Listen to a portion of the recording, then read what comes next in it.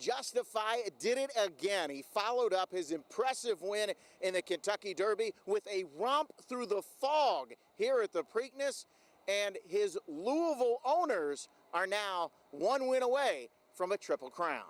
No time to rest, just hours after winning what was just the 13th Triple Crown in horse racing history. Justify walking the Shed Row on Sunday morning just after 7 o'clock. Shortly after that, and he did even pose for the photographers, shortly after that, his trainer, Bob Baffert, arrives at the barn. Baffert addressed the media. He also posed for some pictures and bowed down to his now champion. This one, not a surprise. For the third time, U of L's headed to the Final Four. They were expected to get there. Jeff Walz, though, was emotional after the 76-43 win over Oregon State. You've done this before, but does it get sweeter every time? You know what, the great thing, and Steph and I had talked about it, we've been here 11 years.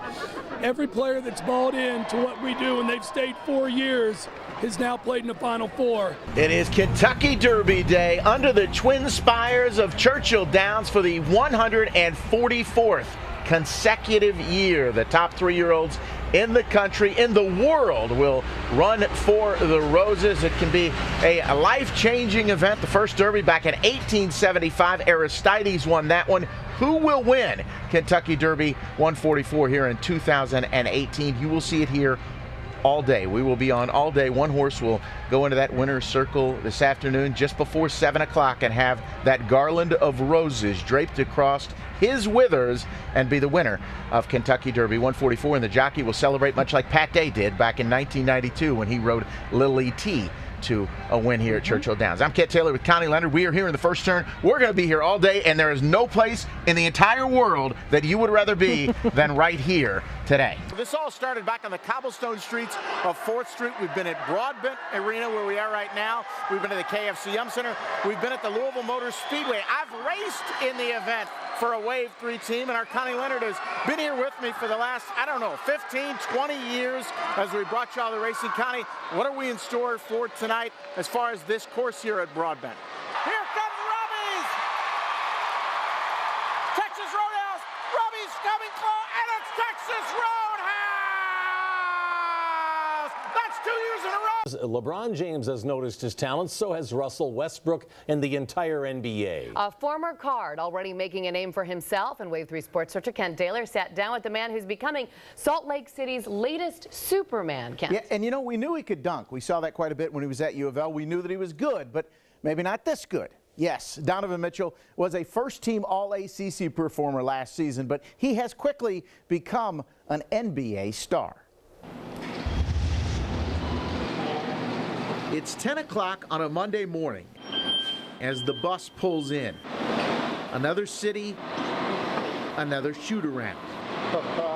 Utah Jazz rookie Donovan Mitchell, good to see you too, has plenty of reason to smile these days. You know, I'm just trying to take it game by game. You know, I think that's the biggest thing. Like I said, it's been a whirlwind of experiences for me. Donovan Mitchell from the University of Louisville. Mitchell was the 13th pick in June's NBA draft, traded on draft night from Denver to Utah, and he has been a Jazz favorite ever since. Eric Woodyard covers the team for the Deseret News. Fans embracing him because I think he embraced the city so much. He attends BYU games. He attends University of Utah games. He's visible in the community, and he wants to be in Utah. So I think that's why they love him in Utah. Check out the crowd that Mitchell drew for an autograph session at a sock store in a Utah mall. He's one of the biggest celebrities in the state. Fair to say you thought this was a possibility? I mean, you know, you always dreamed of being an NBA player, but to this extent, I mean... This wasn't in my head, you know, at all. I mean, obviously as a little kid, you picture these things, but I didn't think it would happen so fast. What has happened is that Mitchell's in the conversation for NBA Rookie of the Year. He's the leading scorer on the Jazz. There wasn't a light bulb that said, oh, we have to change what we're doing. There just was gradually more responsibility that we wanted to give to him. When someone does something, it's like, you know, he finished eating, let's put some more food on his plate. Even Hall of Famers are taking notice. Dominique Wilkins' number hangs from the rafters at Phillips Arena.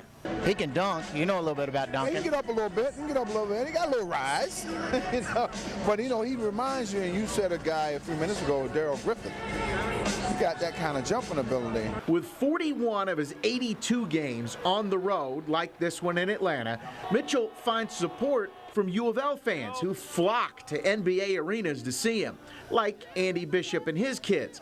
Andy grew up in the South End, but now calls Atlanta home.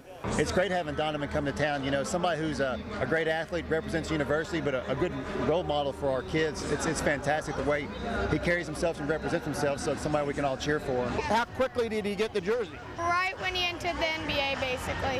When I first committed to Louisville, I understood and I knew about the support of Card Nation, and yeah, it's great to have a fan base like that outside of Utah. What's next? I mean, how do you top the start that you've had?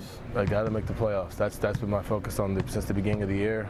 Just trying to make the playoffs. You know, get to know that experience.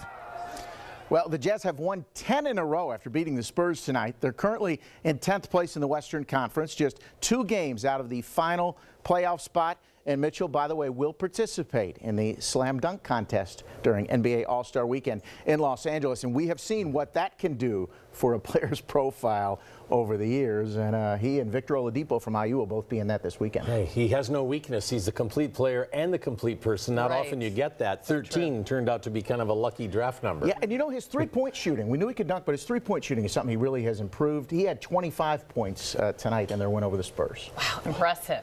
Kent, thank you so much. Your Wave 3 Sports Director Kent Taylor spent an afternoon at practice and found that all the success is a result of some cutting-edge tracking technology. Do you have one of these little things? I do have a Fitbit. I never over wear 9,000 steps. They've got some work to do to get to 10,000 before midnight. Wearable technology. You know, it's a booming market. Tons of people are checking their steps each day, but the ACC champs really take it to another level. Now, everybody knows Asia Durr and Maisha Hines-Allen, but Tina Murray and Jessie Green play important roles as well. Jesse, what's going on, Mike? Heaps is going on. It's a daily ritual for U of L women's basketball players. 641, top 3 for intensity, top 3 for explosive movements. Their first stop before practice is Jessie Green's table. How much of your total work was explosive? You're top 3 in that. So if you watch this during a game, you can typically see this little bump on their back between the shoulder blades. This is the GPS unit. So this actually quantifies all of the mechanical stress, or the external load. So every time they jump, every time they accelerate, decelerate, plant right, plant left, we get a boatload of data from that. What are the most important stats for you? What are the things you look at? My jumps, because I'm a rebounder. It tells you how many jumps you're getting and how fast you're getting off the floor too. So that's one thing I take pride in. If the worst case scenario rolls around where there's no fouls in a quarter. Yeah, Jesse? That's the start. Yeah. What do you get out of the information that they give you after every practice? We get a lot out of it. It's so much fun to look at it because you learn how much explosive movements you put in on the court, how high you jump, how much you jump. The interesting piece is we go live. So while practice is going on, we're literally sitting here in real time watching each player. And we know before our practice starts what our targets are for the day. What do you get out of the information that they give you? Well, a lot of the information that we get is it helps us get to our players. You know, when we're sitting there saying you aren't going hard, I've got data to prove to them.